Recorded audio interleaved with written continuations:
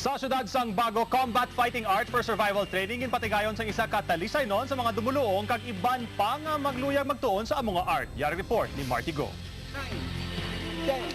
80 anyos na si Grandmaster Gerson Nene Tortal Sr. apang nagatudlo pa sang close combat fighting arts.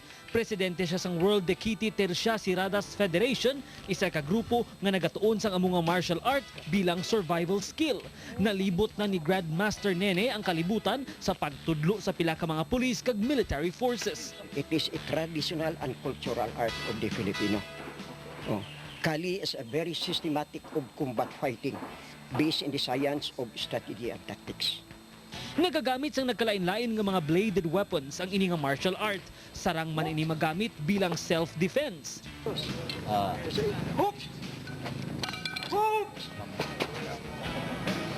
You can finish him or you have to destroy only or to damage.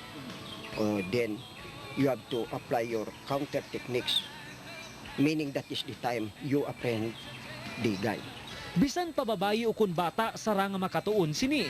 Isa man ini ka sa isang ehersisyo para sa ikaayong lawas. It's very effective in an economy way, so you don't have to do anything that's not natural. It's a very natural type art, and so it's self-defense oriented that way. Keeps you physically fit. Self-defense is a perfect art. You can defend it multiple attackers, single attackers, but also you have to use your brain a lot. Kaya nga akong nature of work as a traffic enforcer sa Bago City. So, kinanglanon gid ang self-defense. Sa madason nga bulan magasugod ang world tour ni Grandmaster Nene sa Estados Unidos. Kag sa iya madamo nga mga estudyante sa iban nga bahin sang kalibutan, iya gid ginapabugal ang iya pagkanigrense.